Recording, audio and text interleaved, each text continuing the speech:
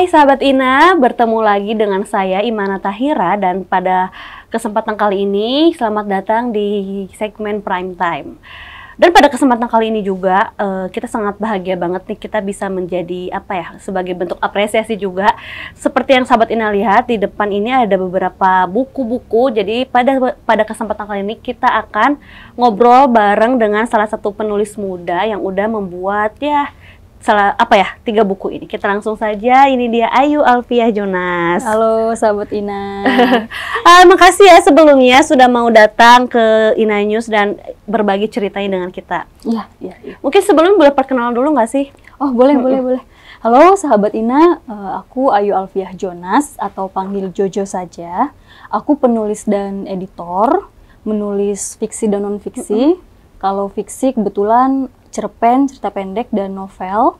Kalau non-fiksi, aku fokus di filsafat, feminisme, dan isu-isu hak asasi manusia. Oh itu yang non-fiksi ke situ ya. Kalau fiksi berarti apa aja? Percintaan? Percintaan dan lain sebagainya. Horor, iya nih. Menarik banget nih sahabat Ina karena kalau kita boleh diceritain ya Jo ya. Backgroundnya tuh dia berawal dari farmasi hingga sekarang menjadi fokus sebagai penulis. Itu boleh diceritain dulu nggak sih? Ya dulu aku SMK ya namanya, sekolah menengah kejuruan farmasi. Nah kemudian aku beralih ke filsafat karena setelah lulus itu aku jatuh cinta pada dunia kepenulisan gitu. Kenapa?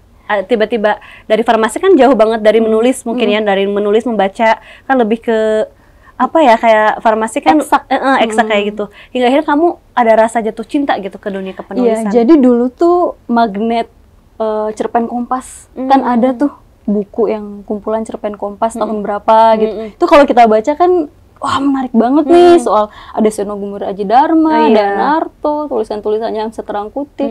Itu kan bikin tergugah gitu, hati kita bikin, wah kok bisa ya orang menulis sebagus ini gitu, sebaik ini.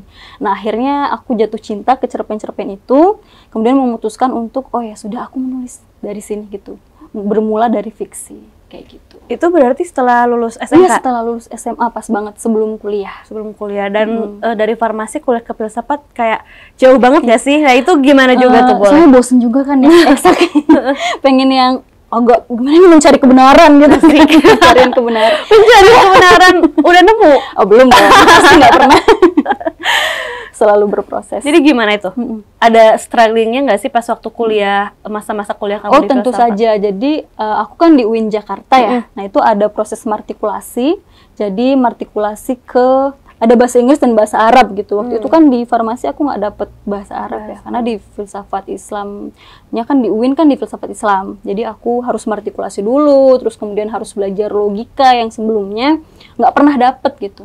Di farmasi sebetulnya ada sih kayak mata pelajaran kesehatan masyarakat, bahasa Indonesia gitu. Tapi kan porsinya kecil ya, porsinya kecil gitu, lebih kecil ketimbang yang kayak kimia analis organik, kimia biologi, terus farmakologi, farmakognosi gitu. Jadi memang struggle-nya tuh otak kiri, terus tiba-tiba otak kanan. Nah itu yang 2-3 bulan awal lah. 2-3 bulan awal sempat struggling gitu. Dan selama di filsafat udah mulai produktif menulis kah? Sebetulnya enggak sih, enggak. Itu masih baca-baca, memproses gitu, apa nih harus aku tuliskan gitu.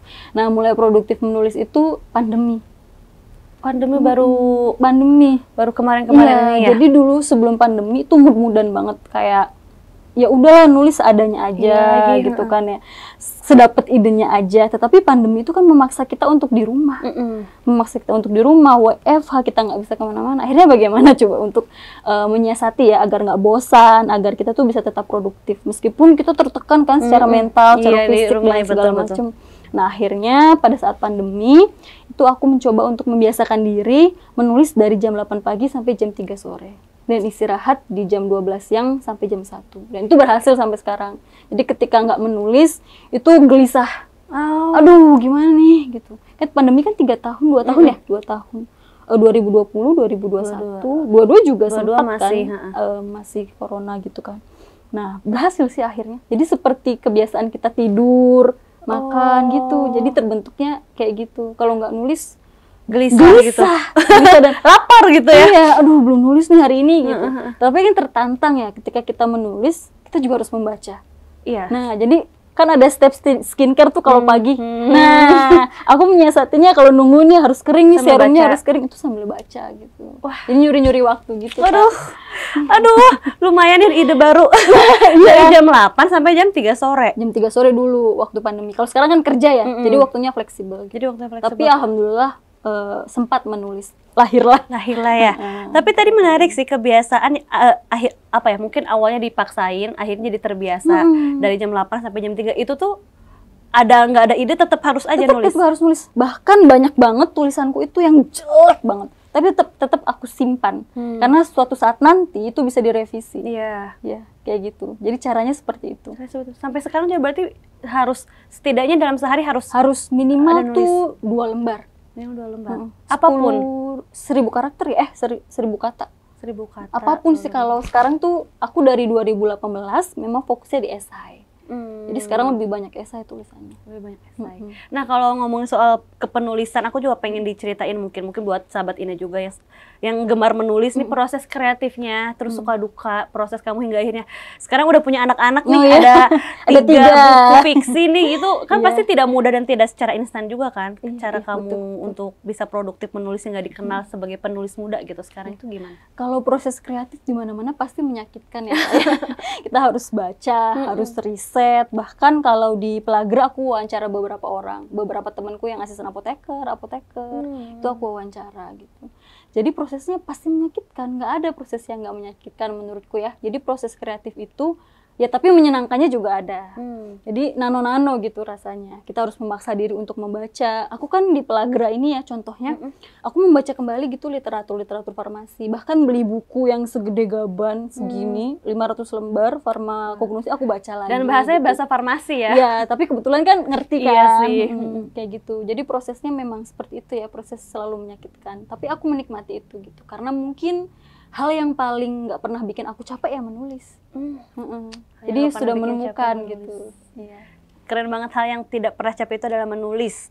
Tapi pernah nggak ngerasa capek, terus ngerasa udah nggak mau maksain nulis lagi gitu? Ada nggak sih masa-masa itu? Pasti masa-masa kita down ya istilahnya, writing block ya, kalau nggak salah itu namanya. Iya. Nah kalau itu aku biasanya ngopi sih. Kalau udah ngopi, udah latte, udah kopi susu gula aren, wah udah tuh langsung otak langsung ngocor. Tapi biasanya juga harus diam dulu kan, kayak 2 jam 3 jam depan itu nggak ngapa-ngapain. Tapi tiba-tiba nanti langsung, oh iya nih apa yang harus dikerjakan ada gitu. Kayak gitu sih kalau aku. Tapi berarti pernah writing block itu kan? Sering banget. Iya sering banget ada itu. Tapi biasanya aku paksain. Caranya ngopi harus wajib. Tapi kalau misalkan paksain gitu kan, aku juga termasuk yang suka menulis tapi seadanya ya. Mood-moodan aku masih tergantung mood gitu. Kadang ya udah nulis sana, terus pas kita udah moodnya udah bagus, udah apa dibaca lagi terus kayak ih apaan sih ini gitu. Nah iya itu disimpan tak. Oh itu disimpan. Jadi pakai folder gitu kan. Kalau di laptop kan ada pembagian folder-folder gitu kan. Nah, prioritasin aja. Oh, ini tulisan-tulisan yang kurang bagus atau kurang kurang layak untuk diterbitkan. Kok kayak memalukan gitu kan. Nggak apa-apa, ditaruh aja. Aku pun banyak kok tulisan-tulisan wah jelek-jelek banget. Tetapi ya bagaimanapun itu anak kita ya. Iya. Jadi kita bersahkan dengan sepenuh hati gitu. Berarti intinya memang ya nulis aja gitu. Iya. Ntar jadinya jelek atau enggak ya udah tetap ditulis aja gitu. Sesuai dengan apa yang dibilang sama Seno Gumilarja Dharma. Menulis ya menulis aja. Nggak perlu ukuran apapun. Tapi boleh diceritain dulu nggak sih Jo, ini yang buku yang paling pertama anak kamu lahir itu yang mana, kedua sama yang terbaru? Buku pertama yang ini, yang Sebuah Kencan yang Baik. Jadi ini boleh ceritain tentang apa? Berisi 19 cerita pendek dari tahun 2015 sampai 2017 ya. 2013 sampai 2017. Jadi ini ada yang diterbitkan di media massa, ada yang juga belum. Gitu. 19 cerita pendek. Itu cerita keseluruhan tentang apa? Kalau kata pengantarnya, ini kan kata pengantarnya dari Tony Lesmana ya, cerpenis dari Tasikmalaya. Iya. Tasikmalaya Garut. Tasik nggak sih? Pokoknya Tasik.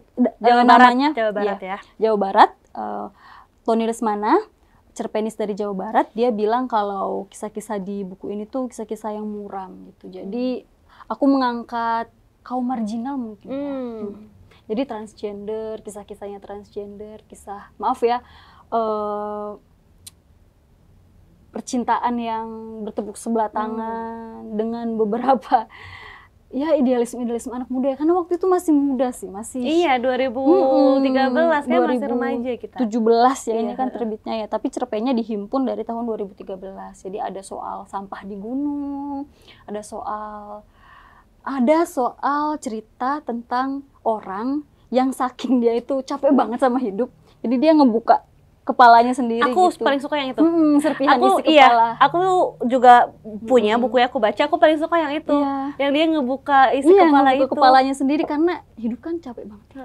Terus ya dia merenung di kereta api, di KRL, terus kayak semua orang memiliki pikirannya masing-masing, terus kayak pada pengen tahu gitu kan isi kepala masing-masingnya. Itu aku paling suka itu. Itu memang banyak juga disukai orang karena ya itu memang idenya muncul karena ketika aku di Jakarta, aku kan dari daerah ya, dari Cirebon terus nyampe ke Jakarta, kok orang-orang seperti membawa beban yang begitu berat gitu di hidupnya, di gerbong-gerbong KRL. Iya kan pasti dengan bebannya masing-masing ya. Terus aku kepikiran aja kalau bisa ngebuka isi kepala sendiri kayak bisa enteng tuh enak banget ya, terus tidur gitu sebentar gitu kan ya. Akhirnya ya sudah aku tuliskan saja menjadi cerita pendek. Jadi cerita pendek sebuah kencan yang baik. Iya.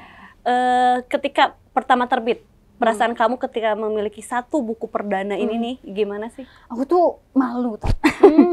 Malu banget karena jujur ya, rasa percaya diriku tuh sebetulnya kurang zaman dulu. Jadi nggak ada tuh optimis karena aku kan belajar filsafat yang agak-agak kelam ya, Nietzsche gitu-gitu kan. Jadi aduh apa sih gitu, optimis buat apa? Makanya cerita-cerita di sini tuh muram. Aku tuh nggak mengangkat kebahagiaan gitu, tapi mengangkat kesedihan-kesedihan orang-orang pinggiran kayak gitu-gitu. Makanya aku agak-agak nggak pede dan gemetar kan karena takut dikritik apa dan segala macam gitu sih kalau pertama. Tapi yang akhirnya mendukung kamu untuk menerbitkan ini jadi sebuah buku? Ini ada satu penulis orang Cirebon yang mendorong, kemudian diterbitkan oleh penerbit Gambang Budaya Mapel dari Yogyakarta. Oke. Ini yang pertama sekitar tahun 2017 Desember ya. Dengan karya-karya di tahun 2013 sampai 2017. 16. Terus ini yang kedua? Yang kedua Plagra. Ini soal dunia farmasi di Indonesia. Jadi ini menceritakan. Tapi ini fiksi? Fiksi juga. Tiga-tiganya fiksi. Kalau non fiksi ada di blog pribadi aku banyak. Ya, cari di Google aja. Nah, ini soal farmasi, kehidupan seorang asisten apoteker dan kawan-kawannya yang semuanya juga asisten apoteker. Dunia farmasi Indonesia yang tidak baik-baik saja. Serem nggak? Iya. Jadi kan kita mana peduli tak sama kehidupannya asisten apoteker. Apotek kecil di pinggir jalan kan kita kadang suka sebelah mata yang memandangnya. Tapi dia mengemban beban yang sangat berat loh, tugas dia sebagai profesi di apoteker, asisten apoteker. Kadang dia salah nih soal meracik obat, yang disalahin kan dia. Sementara ada nggak jaminan kesehatan, jaminan keselamatan dari negara gitu? Kan nol besar ya zaman dulu ya. Kalau sekarang udah lebih mendingan sih. Kalau zaman dulu kan hak-hak kesehatan, hak-hak keselamatan kerja untuk asisten apoteker tuh kurang banget gitu. Iya, jadi aku tuliskan di sini. Berawal dari keresahan itu, dari teman-teman kamu? Iya. Karena aku kan sempat PKL di rumah sakit dan apotek ya. Jadi ngerasain gitu, oh ternyata dunia kesehatan tuh seperti ini gitu. Hak-hak tenaga teknis kesehatan, khususnya farmasi itu wow, menyakitkan gitu. Begitu ya. Nah, coba nanti baca ya di Plagra. Ini tahun berapa? 2019. Diterbitkan oleh Festival Literasi Tangsel. Oh, ini apa namanya? Prosesnya berapa lama kamu bikin ini? Ini naskahnya sebetulnya dari lama banget, 2013. Iya, jadi naskahnya itu kan mentah ya, kayak outline di karya ilmiah gitu. Nah, tapi aku terjemahkan ke dalam ceritanya itu baru 2019. Kayaknya cuma 3 bulan, 4 bulan deh. 3 bulan, 4 bulan. Yang ini, kalau yang ini tadi? Yang ini, wah lama dong ya, karena ini kan, ini sebetulnya dari sekitar 30 cerpen, jadi cuma 19. Sama Tony cuma segitu di ininya. Oh, dia ngekurasi juga? Ngekurasi, kayak ya. gitu. Beberapa cerpen favorit nggak terkurasi. Lolos, favorit sendiri ya. Tapi yang 2 ini masih bisa dibeli nggak? Masih bisa, ada di e-commerce kalau nggak salah. Tapi ini habis banget nih, kayaknya cuma tinggal berapa eksemplar. Kalau ini lumayan nih, masih ada 10 lebih. Oke, nah ini tadi buku pertamanya, buku keduanya. Nah sekarang nih kita mau ngucapin selamat juga Jo di tahun 2023 mengeluarkan atau melahirkan anak lagi. Ini fiksi ya, novel ya, novel berjudul Kisah Makhluk Berpikir. Nih.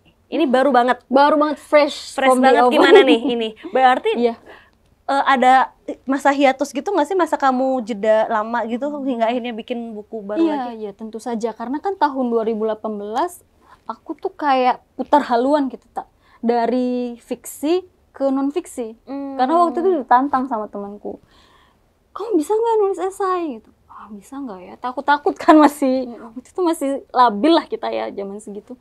Ya udah aku nulis gitu. Ketagihan. Karena terbit kan di koran gitu kan. Jadi ya udah aku nulis.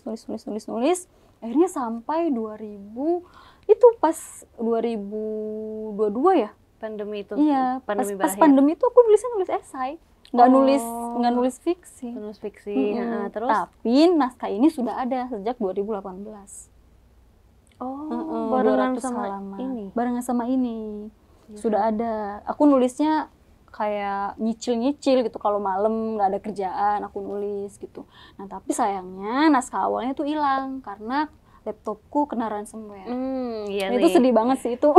musuh terbesar penulis ya. Penulis naskahnya hilang dan itu cukup stressful gitu. Tetapi akhirnya karena penerbit minta naskahnya tahun 2021, minta aku untuk menerbitkan novel, akhirnya aku coba untuk tulis ulang. Sekitar mungkin 3 bulan ya, dari September, Oktober, November 2021. Tapi terbitnya baru tahun ini? Baru ini, karena ngantri. Terbitnya ngantri. Oh gitu, spill dong ceritanya nih. Spill ya. Spill tapi jangan spoiler ya, biar pada beli. Mau kisi-kisi secara keseluruhannya tentang apa sih kisah Makhluk Berpikir? Kisah Makhluk Berpikir ini menceritakan soal, ya bisa dibilang aktivis perempuan ya. Jadi ini tuh masih kental gitu suasana kampus, suasana mahasiswanya. Karena kan 2018 ya, aku masih kuliah. Makhluk Berpikir lagi? Iya. Filsafat banget ya kelihatannya. Padahal ya enggak juga sih. Nah ini bercerita soal Mal, tokoh utamanya Mal, namanya perempuan, aktivis pemuda gitu, aktivis kepemudaan. Nah dia itu orang yang nggak punya cita-cita, jadi meminjam cita-citanya dari cita-cita orang lain gitu. Iya, sedih kan? Iya. Nah ketika dia sudah aktif di beberapa organisasi, dia malah sadar kalau ternyata support systemnya itu mengkhianati dia gitu. Support system pasangan? Iya, temen-temennya. Pokoknya orang-orang yang mendukung dia selama ini gitu. Gimana coba perasaannya? Nah akhirnya dia putar haluan tuh. Nanti apa yang terjadi, baca aja. Nah, aku pikir ini juga relate ya kalau dibaca saat-saat sekarang nih, konstelasi politik. Pesta demokrasi. Cocok banget, pas banget ya. Pas banget kan, karena ya sedikit banyaknya mirip ya, karena ini diadopsi dari satu daerah yang banyak orang bilang itu adalah miniatur perpolitikan Indonesia. Nah, nyata itu ada? Ada orang banyak bilang kayak gitu. Cuma ya nanti baca aja deh, biar tahu ini di mana, tempatnya apa gitu, baca aja.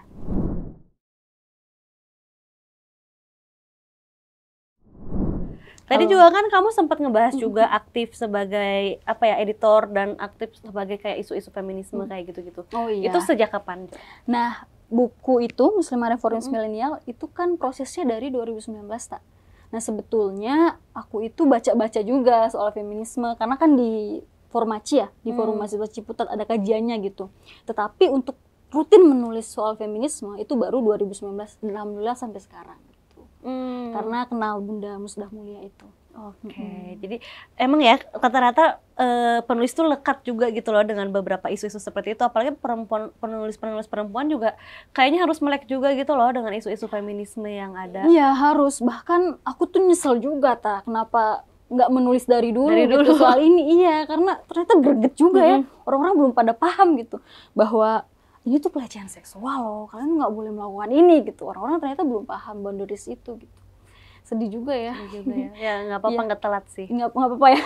Teman-teman bisa baca itu tulisan-tulisanku soal feminisme di 3 platform. Ada Muslimah Reformis, Bincang Muslimah, dan Mubadalah.id. Itu beberapa ada tulisanku di sana. Nah Jo, itu kan kamu udah, maksudnya itu kan jadi seorang penulis kan emang berpikir banget ya. Walaupun emang sesederhana aja gitu, apapun yang ada di pikiran, apa yang lagi dirasa itu ditulis. Ditambah juga kamu sebagai ya istilahnya kayak aktivis perempuan lah yang menyuarakan suara-suara feminisme yang itu kan, yang mungkin kan banyak beberapa yang tidak tahu juga boundaries pelecehan seksual itu seperti apa gitu. Gimana sih sekarang tumbuh kamu sebagai perempuan yang seperti apa gitu kamu merasanya? Jadi sebetulnya kalau dibilang sebagai aktivis kurang tepat sih. Kurang. Iya, aku tuh penulis aja gitu. Penulis aja. Tapi mungkin kalau di kegiatan di Muslimah Reformis memang banyak ya pelatihan-pelatihan yang aku ikut, tetapi mungkin disebut penulis aja karena kayaknya berat banget ya aktivis. Iya. Nah, kalau sekarang karena aku menulis dan ternyata efeknya banyak, tak. Sahabat-sahabatku, temanku, teman online, teman dulu pas sekolah itu nanya-nanya loh soal ini. Kayak soal keluarga sakinah, itu kan ada ya, di Islam itu ada gitu, iya gini gitu. Aku tulis, terus mereka nanya, gitu. Terus aku pernah bahas soal di posthumanism itu kan ada ya perspektif feminisnya. Nah itu ada mahasiswa yang beberapa nanya gitu. Jadi ternyata tulisan itu tuh punya efek gitu. Iya, dikutip di karya-karya ilmiah, kemudian juga menginspirasi orang-orang untuk menuliskannya juga gitu. Seberefek itu gitu. Aku juga awalnya nggak berekspektasi demikian gitu, tapi ternyata responsnya positif ya. Akhirnya aku nggak berhenti menuliskan itu. Dan isu feminisme itu luas banget cakupannya, dan kita nggak bisa ini kan, harus dari mana nih memulainya gitu. Ada yang feminisme sebagai gerakan, ada yang feminisme sebagai ideologi, ada yang bla bla bla bla, kan bingung ya. Akhirnya ya udahlah, coba aku menerjemahkan dari beberapa jurnal, dari buku. Aku hantarkan ini loh gitu, begini dari kacamataku ya, melalui ya seorang Jojo ya. Kalau melihat sekarang juga kan mungkin banyak beberapa yang apa ya, maksud tuh apalagi sekarang era digital juga Jo, banyak yang tiba-tiba nggak tiba-tiba sih, kayak menulisnya tuh dituangkan di platform TikTok lah atau caption atau itu. Nah terus menurut kamu sendiri saat ini dewasa ini tuh kayak perkembangan atau eksistensi penulis perempuan tuh seperti apa? Wah, justru menurutku lebih banyak penulis perempuan loh sekarang ketimbang laki-laki. Karena kita tuh lagi merayakan kebebasan kita sebagai perempuan, ya nggak sih, ya kan? Iya kan, kalau zaman dulu kan apa sih kekerasan seksual gini-gini, RUU, TPKS dan lain sebagainya kan belum menggaung kan. Kalau sekarang, wah kita udah bebas merayakannya gitu. Nah sayangnya sekarang tuh lawan kita ya mungkin orang-orang yang melawan feminisme, yang nggak terima dengan paham-paham feminisme gitu-gitu kan.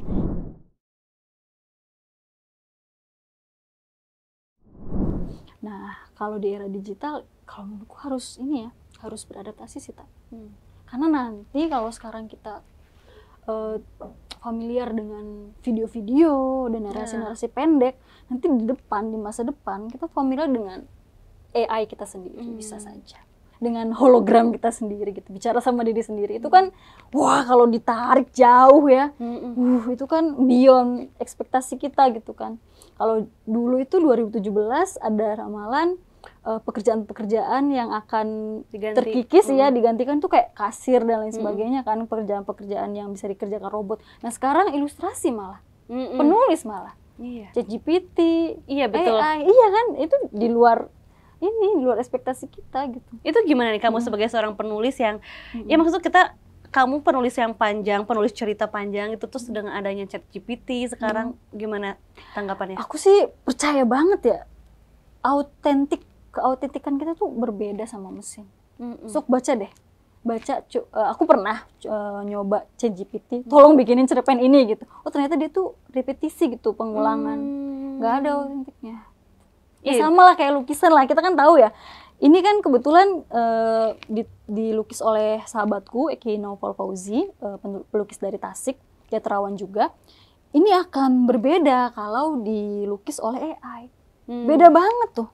Ini kan orang penasaran ya, ini apa nih? Ini boneka apa patung nih? Coba kalau AI itu kan pasti kelihatan ya motifnya itu, oh ini mah tinggal ditempel gitu. Kalau ini kan kita melihatnya juga sudah, wah ini apa nih? Gitu. Iya benar-benar.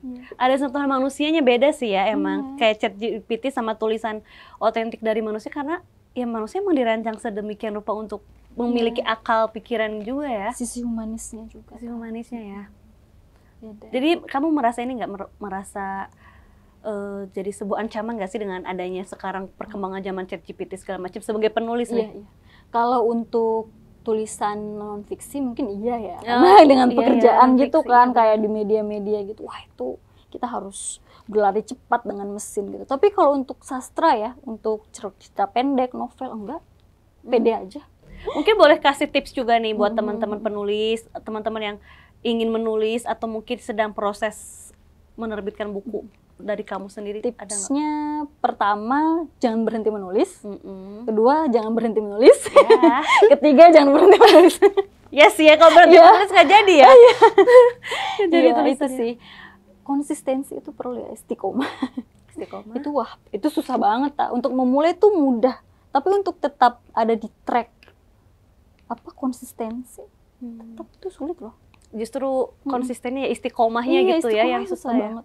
Ya aku pun bertahun-tahun untuk membentuk bentuk ciri khas tulisanku gitu, terus bagaimana prosesku berkarya gitu dengan riset-riset dan lain sebagainya itu.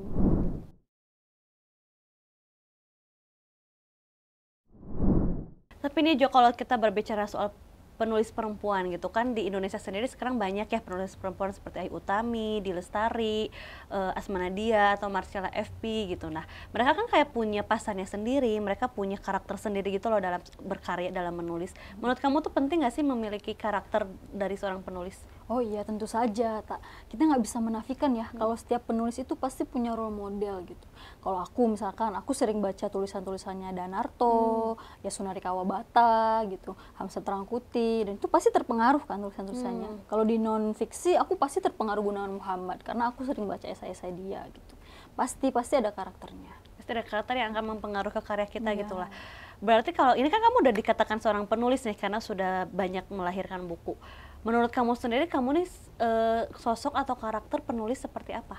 Kalau aku pinjam pernyataannya Tony Lesman aja ya di buku Sebuah Kencan Yang Baik. Jadi aku memang tidak pernah bikin cerita yang happy ending. Wah, iya, pasti sad ending. Karena kan kebahagiaan itu kan ketika hanya kita meninggal dunia, ketika bertemu Tuhan gitu. Di kehidupan itu kan ada sedih, ada bahagia ya. Kalau menurutku ya sama aja, nggak ada bedanya gitu. Jadi beriringan, satu sisi dan sisi lain. Apakah nanti ke depannya karya-karya kamu akan tetap konsisten, tidak happy ending? Aku sih pengennya gitu, tetapi banyak teman-teman yang protes, Jojo kamu kok nulisnya nggak ada yang happy ending gitu. Ya gimana ya, nanti mungkin akan aku bikin lah 1-2 gitu ya soal happy ending. Dan aku selalu bilang juga sih ke teman-temanku, ke pembaca gitu, kalau sedang tidak baik-baik saja, jangan baca tulisanku dulu gitu, karena ini kisahnya muram-muram gitu, takutnya malah nanti kepikiran, kan kena mental gitu kan. Jadi tidak disarankan ketika sedang bersedih membacanya. Berarti ini juga dong, kita udah ke-spill sedikit nih, si Kisah Makhluk Berpikir tidak happy ending. Tidak happy ending. Oh my God. Bahkan aku ngasih tugas ke pembaca, beberapa tugas gitu. Oh di sini, jam sini. Dan tugasnya apa, harus baca? Mungkin spoiler ya, boleh sedikit. Ini endingnya tergantung membaca, memutuskannya bagaimana. Open ending gitu? Iya, open ending. Tapi kalau misalkan kamu hampir rata-rata di setiap karya tuh tidak happy ending, itu tuh kayak jadi termanifest ke kehidupan nggak sih? Jadi di berdampingan terus dengan sesuatu yang muram, itu berdampak ke gitu nggak sih? Atau sejak lahir kan gitu, kita nggak minta dilahirkan, kita dipaksa lahir di dunia, dipaksa hidup, dipaksa mati. Ya itu bahagia nggak? Kalau menurutku ya biasa aja, bahagia itu hal yang biasa, sedih juga hal yang biasa gitu. Tapi sejauh ini respon-responnya seperti apa? Apakah mereka sudah sampai di tahap yang tidak apa-apa kok, tidak happy ending juga gitu? Aku pernah intens ngobrol sama satu pembaca, kata dia, aku tuh jadinya mikir Kak Cucu, katanya, jangan-jangan kebahagiaan yang aku rasakan tuh kebahagiaan semu aja. Terus aku berpikir, wah iya, jangan-jangan iya juga yang aku rasakan di hidupku juga gitu ya gitu.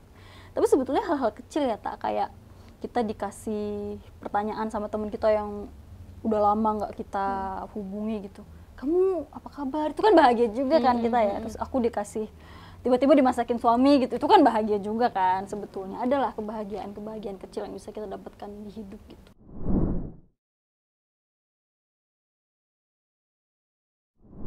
Sekarang promoin ini belinya di mana segala macam, dan mungkin satu alasan sih kenapa kita harus membaca Kisah Makhluk Berpikir. Ya. Jadi novel ini, Kisah Makhluk Berpikir, bisa didapatkan di e-commerce, toko oranye, toko hijau, toko biru, itu ada, tinggal searching aja judulnya Kisah Makhluk Berpikir atau penulisnya Ayu Alfia Jonas. Nah nanti di akhir Oktober insya Allah sudah bisa didapatkan di Gramedia. Kisaran harganya? Kisaran harganya 60.000 sampai 70.000. 60.000 sampai 70.000. Oke tuh. Jadi sahabat Ina, Kisah Makhluk Berpikir ini sudah bisa dibeli ya di online, di platform apapun itu kesayangan kamu. Tulis aja namanya, Nama judulnya Kisah Makhluk Berpikir atau nama penulisnya Olivia Jonas. Harganya sekitar 60 sampai 70 ribuan. Dan kalau misalnya kalian males beli-beli online, pengen ke Gramedia juga sudah akan tersedia akhir Oktober. Jangan lupa ya sahabat Ina, sekali lagi boleh dibaca. Karena apa tadi alasannya? Ya, karena sekarang kan lagi pesta demokrasi nih, konstelasi politik, pilpres dan pilkada. Iya, betul, pesta demokrasi. Iya, karena buku ini berlatar dari daerah yang banyak orang mengklaim bilang bahwa ini adalah satu miniatur perpolitikan Indonesia gitu, daerah di situ. Makanya nanti teman-teman coba baca ini deh. Insya Allah akan ada benang-benang merah yang dapat dijahit di situ. Menarik nih, menarik. Iya. Kebetulan rilisnya lahirnya ketika sedang rame-ramenya nih sekarang kita pesta demokrasi. Apalagi sekarang Gen Z mungkin perdana ya, perdana pesta demokrasi yang semeriah ini gitu, Jo. Iya, sedang merayakan, menggebu-gebu gitu. Sedang menggebu-gebu gitu. Jadi daripada kalian menunggu pencoblosan dengan jadi buzzer-buzzer tidak jelas, mendingan kalian segera beli Kisah Makhluk Berpikir ini, jadi dibaca gitu nyambi-nyambi. Mungkin akan ada persepsi baru gitu ya terhadap pokoknya politik. Pasti ada gambaran. Pasti ada ya. Oke sahabat Ina, kami pamit undur diri. Semoga tayangan pada episode kali ini bisa bermanfaat dan berdampak baik buat sahabat Ina. Jangan lupa untuk selalu menonton program-program di tayangan Ina News TV. Jangan lupa subscribe juga Ina News TV dan jangan lupa juga follow semua sosial media kami, Ina News Official dan Ina News Media. Sampai jumpa.